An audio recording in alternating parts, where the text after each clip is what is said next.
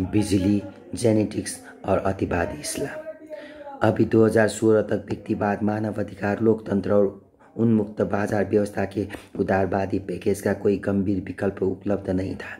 2011 में पश्चिमी दुनिया पर जो सामाजिक विरोध प्रदर्शन, ऑक्युपाई वॉल स्ट्रीट और स्पेनिश 15M आंदोलन छाए हुए थे, उनमें लोकतंत्र, व्यक्तिवाद और मानव अधिकारों के खिलाफ या उन्मुक्त बाजार अर्थव्यवस्था के बुनियादी सिद्धांतों के खिलाफ होने जैसा कतई कुछ भी नहीं है। स्थिति इसके विपरीत ही है। वे सरकारों की उदारवादी आदर्शों पर खरा न उतरने के लिए आलोचना करते हैं। वे मांग करते हैं कि बाजार को वास्तव में उन्मुक्त होना चाहिए, न कि उन निगमों और बैंकों से नियंत्रित और उनके हाथों की कठपुतली होना चाहिए जो अर्थव्यवस्था के लिए इतने महत्वपूर्ण होते हैं कि उनको ढहने से बचाने के लिए सरकारें उनमें सार्वजनिक धन झोंक देती है। वे ऐसी वास्तविक प्रतिनिधित्व वाली लोकतांत्रिक संस्थाओं की मांग करती है जो अपने लोगों के पक्ष में मतदान के लिए सक्रिय, दौलतमंदों और अपने साझा हितों के लिए काम करने वाले शक्तिशाली समूहों की बजाय साधारण नागरिकों के लिए काम करती हो। यहाँ तक कि वे विस्फोट, शेयर बाजार और तीक्ष्णतम आलोचनाओं से भरी संसदों के पास भी दुनिया को चलाने का कोई व्यावहारिक वैकल्पिक मानक नहीं है।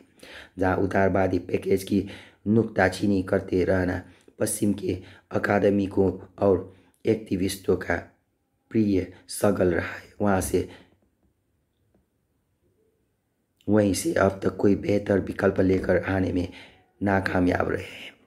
चीन पश्चिम के सामाजिक प्रतिवादियों के मुकाबले कई ज़्यादा गंभीर चुनौती पेश करता प्रतीत होता है।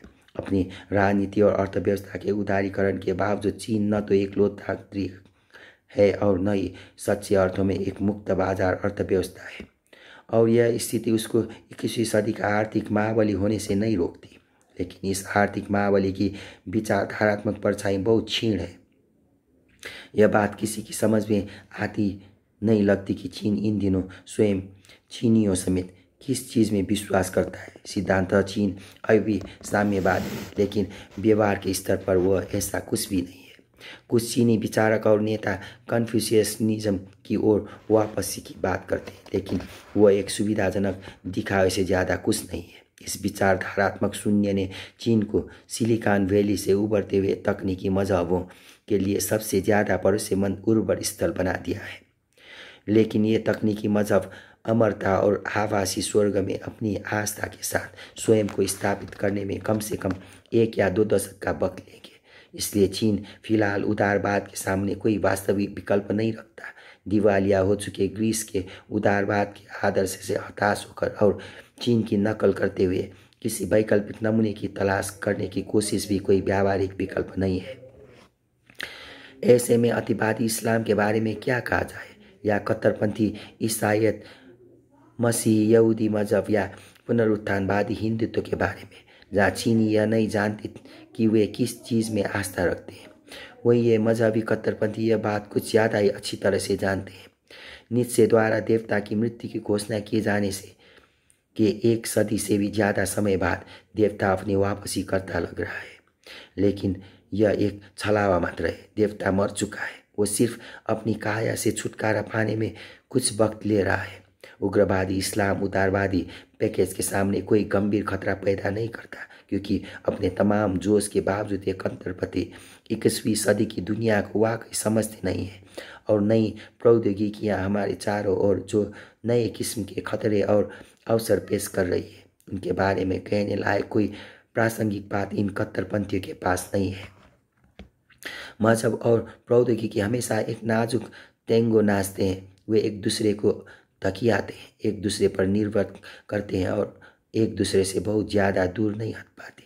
प्रौद्योगिकी मजहब पर निर्भर करती है क्योंकि हर आविष्कार के कई संभावित इस्तेमाल होते हैं और इंजीनियरों को निर्णायक विकल्प को चुनने के लिए वांछित गंतव्य की दिशा में संकेत करने के लिए किसी न किसी भविष्यवक्ता की जरूरत पड़ती है।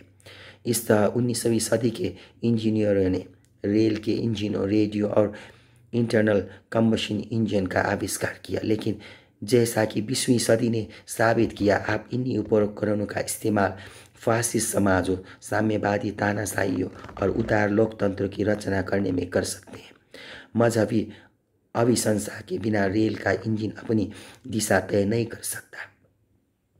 दूसरी तरफ प्रौद्योगिकी अक्सर हमारी मजहबी दृष्टियों के विस्तार और सीमाओं को परिभाषित करती है। उसी तरह जैसे कोई वेटर हमारे हाथ में व्यंजनों की सूची थमाते हुए हमारी रुचियों की हदबंदी कर देता है, नई प्रौद्योगिकियाँ पुराने देवताओं की हत्या कर नए देवताओं को जन्म देती है। यही वजह है कि कृषि परक देवी देवता शिकारी संग्रहकर्ताओं की प्रेतात्माओं से भिन्न हुआ करते थे। यही वजह है कि कारखानों के कामगार किसानों द्वारा कल्पित स्वर्गों से भिन्न स्वर्ग की कल्पना किया करते थे। और यही वजह है कि 21वीं सदी की क्रांतिकारी प्रौद्योगिकियों द्वारा मध्ययुगीन मजहबी पंथ की पुनरुज्जीवित करने की बजाय अपूर्व मजहबी आंदोलनों को जन्म दिए जाने की कई ज़्यादा संभावना है। इस्लामी कट्टरपंथी भले ही इस मंत्र को फिर दोहरा सकते हो कि इस्लाम की जवाब है, लेकिन जो मजहब अपने समय की प्रौद्योगिकी वास्तविकताओं के अपना संपर्क खो देते हैं, वे पूछे जा रहे सवालों को समझने तक की अपनी काबिलियत खो बैठती है। जैसे कि एक बार की आर्टिफिशियल इंटेलिजेंस ज़्यादातर संज्ञानात्मक उद्यमों में इंसानों को पीछे छोड़ देगा, उस वक्त रोजगार के बाजार का क्या असर होगा? आर्थिक दृष्टि से बेकार साबित हो चुके लोगों के विशालकाय नए वर्ग का राजनीतिक प्रभाव क्या होगा? जब अति सूक्ष्म प्रौद्योगिकी और पुनरुत्पादक चिकित्सा विज्ञान 80 की उम्र को नए सिरे से 50 की उम्र में बदल देंगे, तब रिश्तों, परिवारों और पेंशन नीतियों का क्या होगा? जब जब प्रौद्योगिकी हमें पूर्व नियोजित शिशु डिजाइनर बेबीज पैदा करने में और अमीरों तथा गरीबों के बीच अपूर्व खाइयाँ पैदा करने में सक्षम बना देगी, तब मानव समाज का क्या रूप होगा? इनमें से किसी सवाल का जवाब आपको कुरान या शरीयत में नहीं मिलेगा, नहीं वो बाइबिल या कन्फ्यूशियाई सूक्ति संग्रहों में मिलेगा, क्योंकि मध्ययुगीन मध्य पूर्व या प्राचीन चीन में कोई भी व्यक्ति कंप्यूटर और जेनेटिक्स या अति सूक्ष्म प्रौद्योगिकी के बारे में कुछ नहीं जानता था। अतिवादी इस्लाम प्रौद्योगिकी और आर्थिक चक्रवातों की दुनिया में निश्चितता के लंगर का भरोसा दिला सकता है, लेकिन चक्रवात के बीच अपनी नौका खेने के लिए आपको महज एक लंगर की बजाय एक नक्शे और एक दिशा नियंत्रक की जरूरत होती है। इसलिए अतिवादी इस्लाम अपने अनुयायियों के बीच जन्मे और पले बड़े लोगों को तो आकर्षित कर सकता है, लेकिन उसके पास ऐसा लगभग कुछ भी नहीं है जो वह बेरोजगार स्पेनी नौजवानों या बेचैन चीनी अरबपतियों को दे सकता हो। यह सही है कि करोड़ों लोग तब भी इस्लाम, ईसाईयत या हिंदुत्व में आस्था जारी रखेंगे, लेकिन संख्याएं अकेली इतिहास में बहुत ज़्यादा मायने नहीं रखती। इतिहास अक्सर अतीत की ओर देखने वाले जनसमुदाय के बजाय भविष्य पर निगाह रखने वाले आविष्कारकों के छोटे मोटे समूह के हाथों आकार ग्रहण करता है। 10,000 साल पहले मध्य पूर्व में ज़्यादातर लोग शिकारी संग्रहकर्ता हुआ करते थे और बहुत थोड़े से अग्रगामी ही किसान थे, लेकिन भविष्य किसानों का था। 1850 में 90% से ज़्यादा मनुष्य किसान थे और गंगा, नील और यान्स नदियों के तटों पर बसे गांवों में भाप के इंजनों, रेल मार्गों या टेलीग्राफ लाइनों के बारे में कोई कुछ नहीं जानता था। लेकिन इन किसानों की नियति मैनचेस्टर और बर्मिंघम में उन मुट्ठीभर इंजीनियरों, राजनेताओं और वित्त पोषकों द्वारा तय की जा चुकी थी जो औद्योगिक क्रांति की अगुवाई कर रहे थे।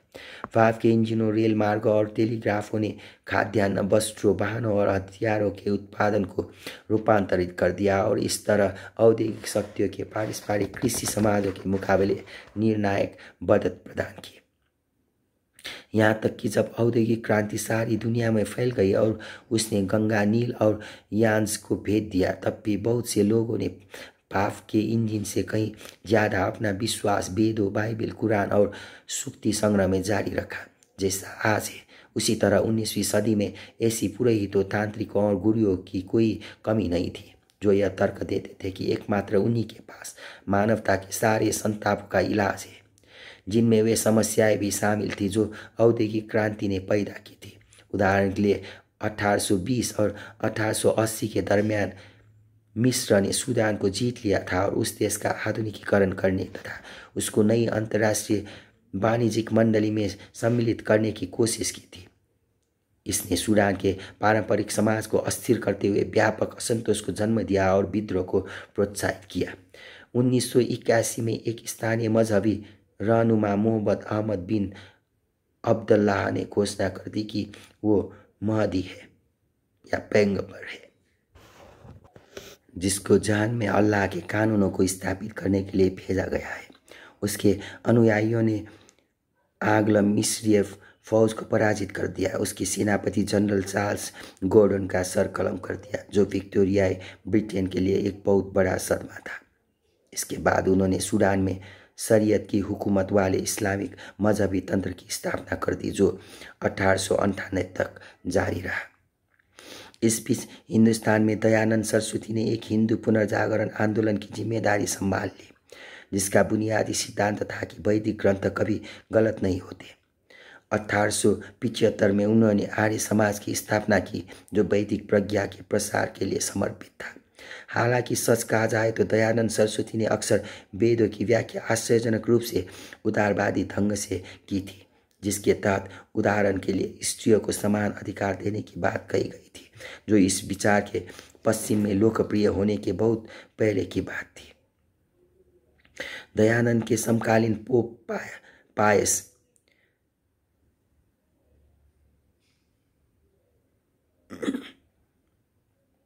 चौदह के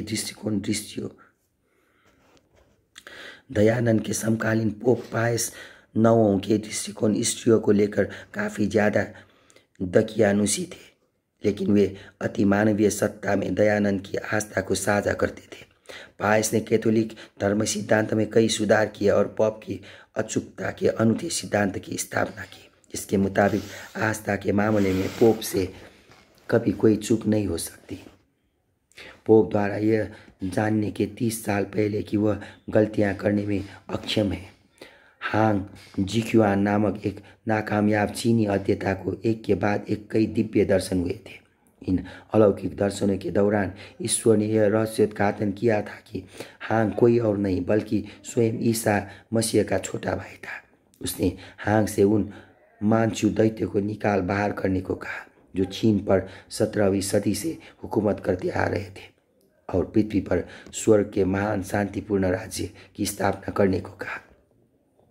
हांग के इस पैगाम ने उन लाखों हताश चीनियों की कल्पनाओं को उकसा दिया, जो अफीम के युद्धों में चीन की पराजय से और आधुनिक उद्योग तथा यूरोपीय साम्राज्यवाद के आगमन से बुरी तरह विचलित हो चुके थे। लेकिन हांग उनको शांति के साम्राज्य की दिशा में नहीं ले गया। उसकी बजाय उसने मानचू चिंग राजवंश के खिलाफ उस ताइपिंग विद्रोह में उनका नेतृत्व किया, जो 19वीं सदी का वो सबसे ज़्यादा घातक युद्ध था, जो 1850 से 1864 तक जारी रहा था। उसमें कम से कम 2 करोड़ लोग मारे गए, जो नेपोलियन द्वारा लड़े गए युद्धों या अमेरिकी गृह युद्ध में मारे गए लोगों से ज़्यादा संख्या थी। औद्योगिक कारखानों, रेल मार्गों और भाप से चलने वाले जहाज़ों ने दुनिया को भर रखा था। इसके करोड़ों लोग हांग, दयानंद, पायस और मेहंदी के धर्मवत्तों के अनुयायी बन गए। लेकिन हम में ज़्यादातर लोग 19वीं सदी को आस्था के युग के रूप में नहीं देखते। जब हम 19वीं सदी के विचारकों के बारे में सोचते हैं तो ज़्यादा संभावना इसी बात की होती है कि हम महदी, पायस 9 या हांग जिक्युआन की बजाय ज़्यादातर मार्क्स, एंजेल्स और लेनिन को ही याद करते हैं। और यह ठीक है कि हालांकि 1850 में समाजवाद महज एक हाशिए का आंदोलन ही था, लेकिन इसने जल्दी ही गति पकड़ ली थी और दुनिया को चीन और सूडान की मसीहाओं के मुकाबले में कहीं ज़्यादा गंभीर ढंग से बदल दिया था। अगर आप राष्ट्रीय स्वास्थ्य सेवाओं, पेंशन निधियों और निःशुल्क स्कूलों को मूल्यवान समझते हैं, तो आपको हांग जिक्युआन या महदी की बजाय मार्क्स और लेनिन का शुक्रगुजार होना चाहिए। जहाँ हांग और मेहदी नाकामयाब रहे, वहाँ मार्क्स और लेनिन क्यों कामयाब हो सके? इसलिए नहीं कि समाजवादी मानववाद दार्शनिक स्तर पर इस्लामी या ईसाई धर्मशास्त्र से ज़्यादा परिष्कृत था, बल्कि इसलिए कि मार्क्स और लेनिन ने प्राचीन पोथियों और पैगंबरी ख्वाबों की छानबीन करने की बजाय अपने वक्त की प्रौद्योगिकी तथा आर्थिक वास्तविकता को समझने पर अपना ध्यान कहीं ज़्यादा केंद्रित किया। भाप के इंजन, रेल मार्ग, टेलीग्राफ और बिजली ने सैकड़ों तरह की समस्याएं भी पैदा की और अपूर्व अवसर भी पैदा किया। नगरीय सर्वहारा के नए वर्ग के अनुभव, जरूरतें और उम्मीदें बाइबल युगीन किसानों के अनुभवों, जरूरतों और उम्मीदों से बहुत भिन्न थे। इन ज़रूरतों और उम्मीदों को पूरी तरह के लिए मार्क्स और लेनिन ने इस बात का अध्ययन किया कि भाव का इंजन किस तरह काम करता है, कोयले की खदान किस तरह संचालित होती है, रेल मार्ग अर्थव्यवस्था को किस तरह गढ़ते हैं और बिजली किस तरह राजनीति को प्रभावित करती है। एक बार लेनिन से एक वाक्य में साम्यवाद को परिभाषित करने को कहा गया। उन्होंने कहा, साम्यवाद कामगारों की परिषदों की ऊर्जा और समुचे देश का विद्युतीकरण है। बिना बिजली, बिना रेल मार्ग, बिना रेडियो साम्यवाद नहीं आ सकता था। आप 16वीं सदी के रूस में साम्यवाद की स्थापना नहीं कर सकते थे, क्योंकि साम्यवाद एक ही केंद्र में सूचना और संसाधनों की एकाग्रता को अनिवार्य बना देता है। प्रत्येक व्यक्ति अपनी काबिलियत के मुताबिक से लेकर प्रत्येक व्यक्ति अपनी ज़रूरतों के मुताबिक सिर्फ तभी काम कर सकता है जब उत्पादन को आसानी के साथ दूर दूर से एकत्र किया जा सके और दूर दूर तक उनका वितरण किया जा सके, और जब समूचे देशों की गतिविधियों पर निगाह रखी जा सके और उनके बीच तालमेल बैठाया जा सके। मार्क्स और उनके अनुयायियों ने नई प्रौद्योगिकीय वास्तविकता और नए मानवीय अनुभवों को समझा था, इसलिए उनके पास औद्योगिक समाज की नई समस्याओं के प्रासंगिक जवाब थे। साथ ही इन अपूर्व परिस्थितियों का लाभ उठाने के तरीकों के बारे में नए विचार थे। समाजवादियों ने उम्मीदों से भरी नई दुनिया के लिए उम्मीदों से भरे एक नए मजहब की रचना की थी। उन्होंने प्रौद्योगिकी और अर्थव्यवस्था के माध्यम से मुक्ति का वादा करते हुए इतिहास के पहले प्रौद्योगिकी के मजहबी की स्थापना की थी और इस तरह विचारधारात्मक विमर्श के मूलभूत तर्क को बदल दिया था।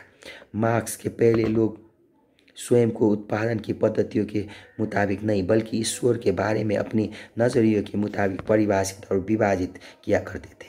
मार्क्स के बाद प्रौद्योगिकी और आर्थिक संरचना के प्रश्न आत्मा और मरणोपरांत जीवन के सवालों के मुकाबले कई ज़्यादा महत्वपूर्ण और निर्णायक बन गए। 20वीं सदी के दूसरे अर्ध में मानव जाति ने स्वयं को पूरी तरह से उत्पादन पद्धति से संबंधित तर्कों में झोंक दिया। मार्क्स और लेनिन के कट्टर आलोचकों तक ने इतिहास और समाज के बारे में उनके बुनियादी रुखों को अपनाया और ईश्वर तथा स्वर्ग की बजाय प्रौद्योगिकी और उत्पादन के बारे में कहीं ज़्यादा सावधानीपूर्वक विचार करना शुरू कर दिया।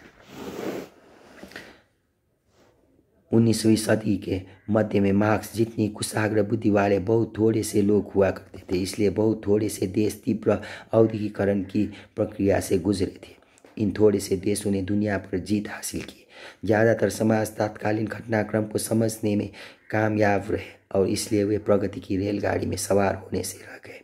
दयानंद के हिंदुस्तान और महदी का सूडान भाव के इंजन की बजाय ईश्वर में कहीं ज़्यादा तल्लीन रहा, इसलिए वे औद्योगिक ब्रिटेन द्वारा उपनिवेशीकृत और शोषित हुए। पिछले कुछ सालों के दौरान ही हिंदुस्तान उसको ब्रिटेन से अलग करने वाले आर्थिक और भू राजनीतिक अंतराल को बांटने की दिशा में उल्लेखनीय प्रगति कर पाया है। सूडान अभी भी बहुत पीछे बना हुआ है और संघर्ष कर रहा है।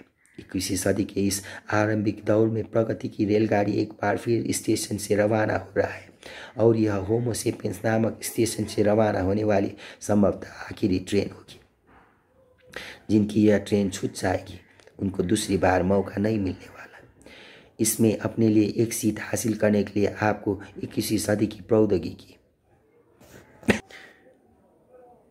और विशेष रूप के जैव प्रौद्योगिकी और कंप्यूटर एल्गोरिदमों की शक्तियों को समझने की ज़रूरत है।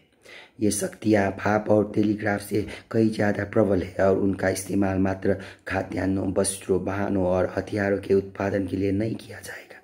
21वीं सदी के मुख्य उत्पादों में कायाएँ, मस्तिष्क और मानस शामिल होंगे और कायाएँ और मस्तिष्क को गढ़ना जानने वालों और इनको गढ़ना न जानने वालों के बीच का अंतराल चार्ल्स डिकेंस के ब्रिटेन और महदी के सूडान के बीच के अंतराल से कई ज़्यादा बड़ा होगा। दरअसल यह सेपियनों और निएंडरथलों के बीच के अंतराल से ज़्यादा बड़ा अंतराल होगा।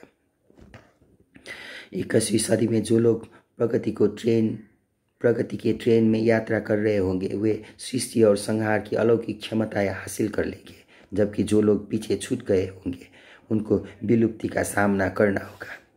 जो समाजवाद 100 साल पहले बेहद आधुनिक हुआ करता था वह नई प्रौद्योगिकी के साथ कदम मिलाकर चलने में विफल हो गया था। लियोनिद ब्रेजनेव और फिडेल कास्ट्रो मार्क्स और लेनिन के भाव के युग में गढ़े गए विचारों से चिपके रहे और उन्होंने कंप्यूटर और जैव प्रौद्योगिकी की ताकत को नहीं समझा। इसके विपरीत उदारवादियों ने अपने को सूचना युग के मुताबिक बेहतर ढंग से ढाल लिया।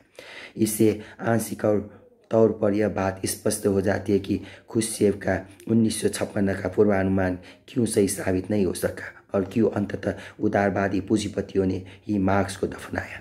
अगर आज मार्क्स जीवित हो उठते तो वे संभवतः अपने बचे हुए अनुयायियों से दास कैपिटल को पढ़ने में कम और इंटरनेट तथा मानवीय जीन समूह का अध्ययन करने में ज़्यादा समय खर्च करने का आग्रह करते थे।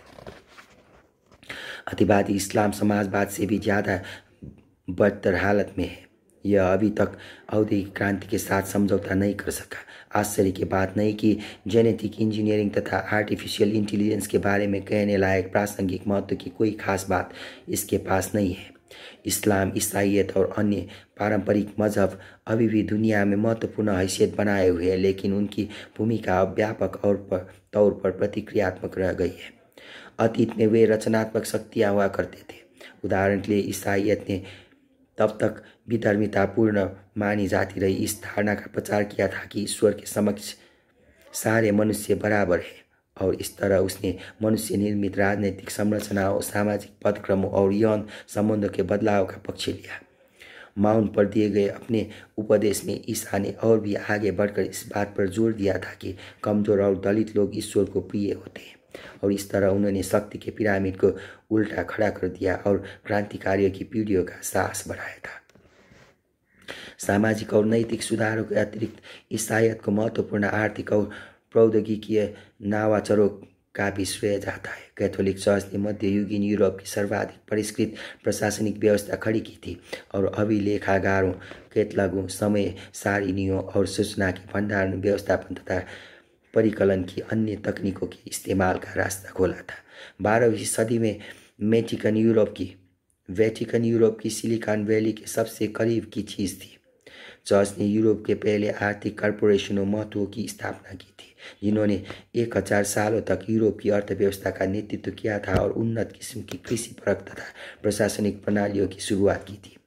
मठ घड़ियों का इस्तेमाल करने वाली पहली संस्थाएं थी और सदियों तक ये मठ तथा कैथेड्रल स्कूल यूरोप के सबसे महत्वपूर्ण अध्ययन केंद्र हुआ करते थे, जिन्होंने बोलोग्ना, ऑक्सफोर्ड और सालामांका जैसे यूरोप के कई प्रथम विश्वविद्यालयों की स्थापना में मदद की। आज कैथोलिक चर्च को करोड़ों अनुयायियों की वफादारी और ताइड का लाभ प्राप्त होता है। तब भी यह और अन्य देववादी मजहब बहुत पहले रचनात्मक शक्तियों की जगह प्रतिक्रियात्मक शक्तियों में बदल चुके हैं। वे अनूठी प्रौद्योगिकियों, नवाचारी आर्थिक प्रणालियों या अपूर्व सामाजिक विचारों की अगुवाई करने की बजाय रक्षात्मक कार्रवाइयों में लगे हैं।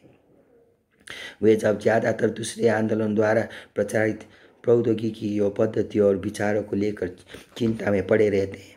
जीव विज्ञानी गर्भ निरोधक गोलियों का आविष्कार करते हैं और पॉप को समझ में नहीं आता कि इसको लेकर क्या किया जाए। कंप्यूटर वैज्ञानिक इंटरनेट विकसित करते हैं और रब्बी इस पर बहस करते हैं कि मजहबी यहूदियों को इसका मतलब इस्तेमाल करने की इजाज़त दी जानी चाहिए या नहीं। नारीवादी चिंतक स्त्रियों का आह्वान करते हैं कि वे अपनी देहों को अपने स्वामित्व में लें, और ज्ञानवान मुफ्ती इस पर बहस करते हैं कि इस तरह के भटकाऊ विचारों का मुकाबला किस तरह किया जाए। खुद से पूछिए, 20वीं सदी से सबसे ज़्यादा प्रभावशाली खोज, आविष्कार या रचना क्या थी? 20वीं सदी की सबसे ज़्यादा प्रभावशाली खोज, आविष्कार या रचना क्या थी? यह एक मुश्किल सवाल है, क्योंकि उन अप्रत्याशियों की लंबी सूची में से किसी एक को चुनना कठिन काम है, जिनमें एंटीबायोटिक्स जैसी वैज्ञानिक खोजें, कंप्यूटर जैसी प्रौद्योगिकी आविष्कार, नारीवाद जैसी विचारधारात्मक कल्पनाएं शामिल हैं। अब आप खुद से पूछिए, 20वीं सदी में इस्लाम और ईसाईयत जैसे पारंपरिक मजहबों की सबसे ज़्यादा प्रभावशाली खोज, आविष्कार या रचना क्या थी? यह भी एक बेहद मुश्किल सवाल है, क्योंकि यह इतना कम है कि उसमें से चुनाव करना मुश्किल है। पादरियों, रब्बियों और मुफ्तियों ने 20वीं सदी में ऐसा क्या खोजा था जिसका उल्लेख हम एंटीबायोटिक्स, कंप्यूटर्स या नारीवाद के समान कर सके? इन दो सवालों पर विचार कर चुकने के बाद आपके हिसाब से 21वीं सदी के बड़े परिवर्तन कहाँ से उत्पन्न होंगे? इस्लामिक स्टेट से या गूगल से? हाँ, इस्लामिक स्टेट जानता है कि यूट्यूब पर वीडियो कैसे डाले जाए, लेकिन यातना के उद्योग के अलावा सीरिया या इराक से बाद के दिनों में और क्या नया आविष्कार उभर कर आया है। कई वैज्ञानिकों समेत अरबों लोग मजहबी पोथियों की प्रामाणिकता का स्रोत मानना जारी रखे हैं, लेकिन ये मजमून अब रचनात्मकता का स्रोत नहीं रह गया है। उदाहरण के लिए ईसाईयत के अपेक्षाकृत प्रगतिशील धड़ों द्वारा समलैंगिक विवाह या स्त्री पादरी को स्वीकृति दिए जाने के बारे में विचार करें। इस स्वीकृति का उद्गम कहाँ है? वो बाइबिल, सेंट ऑगस्टीन या मार्टिन लूथर में नहीं है। इस स्वीकृति का उद्गम मिशेल फूको की पुस्तक द हिस्ट्री ऑफ सेक्सुअलिटी या डोना हार्वे के निबंध अ साइबर मैनिफेस्टो में है। तब भी सच्चे आस्थावान ईसाई, वे चाहे कितनी ही प्रगतिशील क्यों न हो, ये स्वीकार नहीं कर सकते कि उन्होंने अपनी नैतिकी फूको और हारावे से प्राप्त की है। इसलिए वे वापस बाइबिल, सेंट ऑगस्टीन और मार्टिन लूथर की ओर मुड़ते हैं और गहरी खोजबीन करते हैं। वे भरपूर ध्यान लगाकर तब तक एक एक पृष्ठ और एक एक कहानी पढ़ते जाते हैं जब तक कि उनको वो चीज़ नहीं मिल जाती जिसकी उनको ज़रूरत है। कोई सूक्ति, कोई नीति कथा या कोई ऐसा विधान जिसकी पर्याप्त रचनात्मक व्याख्या करने के बाद यह अर्थ निकलता है कि ईश्वर समलैंगिक विवाह को अपना आशीर्वाद देता है और स्त्रियों को पादरी बनाया जा सकता है। इसके बाद वे दिखावा करते हैं कि यह विचार बाइबिल से आया है, जबकि वस्तुतः वो फूको के यहाँ से आया है। बाइबिल को प्रामाणिकता के स्रोत की तरह माना जाता है, भले ही वो अब प्रेरणा का स्रोत नहीं रह गया है। यही वजह है कि पारंपरिक मजहब उदारवाद का कोई विकल्प पेश नहीं कर पाते। उनकी पोथियों के पास जेनेटिक इंजीनियरिंग या आर्टिफिशियल इंटेलिजेंस के बारे में कहने के लिए कुछ भी नहीं है, और ज़्यादातर पादरी, रब्बी और मुफ्ती जीव विज्ञान का कंप्यूटर विज्ञान की दुनिया की नई ईजादों के बारे में कुछ भी नहीं समझते, क्योंकि अगर आप इन ईजादों को समझना चाहते हैं तो आपके पास ज़्यादा विकल्प नहीं है। प्राचीन ग्रंथों को कंठस्थ कर डालने और उन पर बहस करने की बजाय आपको वैज्ञानिक लेख पढ़ने और प्रयोगशालाओं में बैठकर प्रयोग करने की ज़रूरत है। इसका मतलब यह नहीं है कि उदारवाद अपनी प्रशस्ति पर टिका रह सकता है। यह सही है कि इसने मानववादी धर्मयुद्ध की फतह हासिल कर ली है और अभी 2016 तक इसका कोई कारगर विकल्प सामने नहीं आ सका था, लेकिन इसकी कामयाबी में ही इसकी बर्बादी के बीज निहित हो सकते हैं। विजयोन्माद से भरे हुए उदारवादी आदर्श अब मनुष्य जाति को अमरता, अलौकिक सुख और दिव्यता की ओर धकेल रहे हैं। ग्राहकों और मतदाताओं की तथाकथित अचूक आकांक्षाओं से प्रेरित वैज्ञानिक और इंजीनियरिंग अपनी ज़्यादा से ज़्यादा ऊर्जा इन उदारवादी परियोजनाओं पर खर्च करते हैं, लेकिन वैज्ञानिक जो कुछ खोज रहे हैं और इंजीनियर जो कुछ कर रहे हैं वो उनके अनजाने ही उदारवादी विश्व दृष्टि की अंतर्निहित खोटों और ग्राहकों तथा मतदाताओं के अंधेपन दोनों को उजागर कर सकता है। जब जेनेटिक इंजीनियरिंग और आर्टिफिशियल इंटेलिजेंस अपनी संपूर्ण संभावनाओं को उजागर कर चुके होंगे, तब मुमकिन है कि उदारवाद, लोकतंत्र और मुक्त बाजार व्यवस्था चकमक के चाकुओं, टेप कैसेटों, इस्लाम और साम्यवाद की तरह पुराने पड़ चुके हों। इस पुस्तक की शुरुआत इस भविष्यवाणी के साथ हुई थी कि 21वीं सदी के मनुष्य अमरता, अलौकिक सुख और दिव्यता हासिल करने की कोशिश करेंगे। यह भविष्यवाणी बहुत मौलिक या दूरदृष्टिपूर्ण नहीं है, यह महज उदार मानववाद के पारंपरिक आदर्शों को प्रतिबिंबित करती है।